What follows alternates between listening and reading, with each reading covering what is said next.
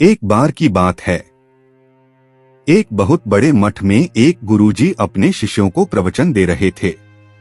उन शिष्यों में से एक शिष्य गुरुजी से पूछता है कि गुरुजी, मेरे गांव के एक पड़ोस में एक व्यक्ति बहुत ज्यादा बोलता है। वह कहीं भी अनाप शनाप बोल देता है, जिसकी वजह से उसका कोई इज्जत नहीं करता है। तो गुरुजी, कृपया हम लोगों का भी मार्गदर्शन करें कि हम लोगों को किन किन जगहों पर चुप रहना चाहिए, ज्यादा नहीं बोलना चाहिए। तो गुरुजी ने मुस्कुराते हुए कहा कि आप सभी ने अपने जीवन में एक कहावत तो सुनी ही होगी, एक चुप 100 को हराए, एक चुप 100 को सुख दे जाए।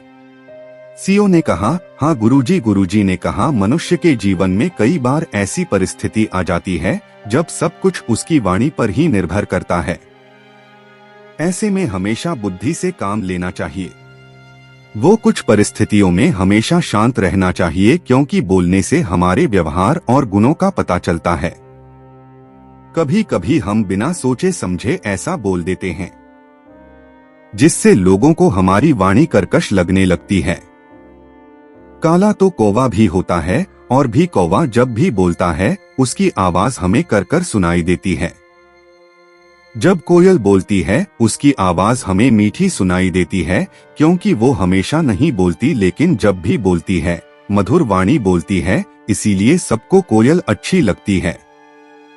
अगर हम कोयल नहीं बन सकते तो हमें खुद को कबाब बनाने से रोकना होगा। जब भी बोलो मधुर बोलो, क्योंकि गलत बोलने से अच्छा चुप रहने में ही फायदा है। इसीलिए हमें वहाँ पर बोलना चाहिए जहाँ पर हमारे बोलने का कुछ अर्थ निकाले। तो आज मैं आप लोगों को बताऊंगा उन 10 जगहों पर जहाँ तुम्हें चुप रहना ही रहना है। ध्यान से समझना, पहला, हमें वहाँ पर कभी नहीं बोलना चाहिए जहाँ पर हमारे ना बोलने के कारण किसी व्यक्ति की जान बच रही हो। हमें किसी मूर्ख व्यक्ति के सामने नहीं बोलना चाहिए, क्योंकि हमारे बोलने से उसको कोई फर्क नहीं पड़ेगा। दूसरा, हमें अपने बड़ों के बीच भी नहीं बोलना चाहिए, जैसे हमारे संस्कार का पता चलता है। तीसरा, बिना तथ्य के ना बोले। अगर आपके पास कोई तथ्य नहीं है तो वहां पर चुप रहने में ही भलाई है। चुप बैठने से दिमाग में नई कोशिकाओं का निर्माण होता है और इससे ज्ञान की वृद्धि होती है। बोलने में भलाई वही है जहां आपको किसी चीज के बारे में पूरा ज्ञान हो। चौथा, अगर आपके शब्द किसी को मानसिक ठेस पहुंचा रहे हैं तो वह चुप हो जाना चाहिए। कमजोर व्यक्ति के बारे में कुछ भी बोलकर आप नहीं बन सकते हैं। महान आप किसी कमजोर का साथ देने में बनेंगे। पांचवा, चुप रहना आदर या सम्मान देने की निशानी होती है। इससे ना कोई छोटा होता है और ना ही कोई बड़ा। अगर आपको क्रोध आ रहा है तो आप वहां पर किसी का अनादर किए बिना चले जाएं या फिर चुप रहें। क्रोध करने से आपके रिश्ते खराब होंगे। क्रोध करने से हमेशा क्रोध करने वाले व्यक्ति का ही बुरा होता है। छठा, अगर आपका किसी मुद्दे से कोई संबंध ना हो तो वहां आपका चुप रहना बनता है। बिना किसी वजह अगर आप दूसरे के मुद्दों पर बोलेंगे तो यह आपके लिए अनिष्टकारी रहेगा।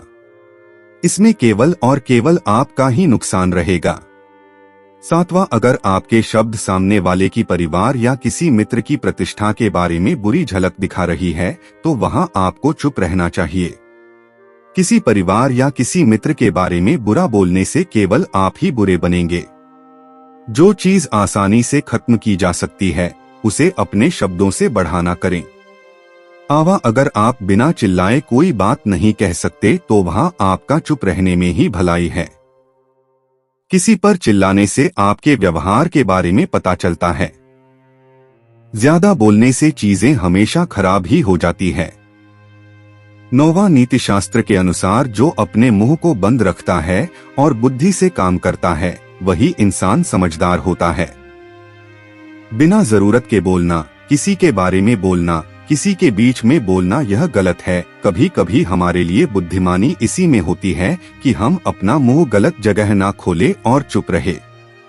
10वां, कभी कभी दोस्तों के साथ जब हम मजाक करते हैं तो ध्यान रहे कि आपके शब्दों से किसी का अनादर ना हो। मजाक को भी हमेशा शब्दों के मायने में ही रखें। जहां किसी को शब्दों से चोट लगे वहां चुप हो जाएं। ज्यादा बोलने से हमेशा नुकसान होता है। वो सारे बड़े ध्यान से गुरु की बातें सुनते रहे और कुछ देर तक शांत बैठे रहे और उन सारे सीओ ने गुरु जी को प्रणाम करके कहा कि गुरु जी, अब हम लोग सब कुछ समझ चुके हैं कि किन जगहों पर हमें चुप रहना चाहिए। उन लोगों ने गुरु जी को प्रणाम करके अपने अपने गंतव्य को चले गए। दोस्तों, आशा करता हूं कि आप लोगों को यह कहानी बहुत पसंद आई होगी और आप लोग भी गुरु जी की इन बातों को अपने जीवन में जरूर उतारेंगे। न मुद्दा है।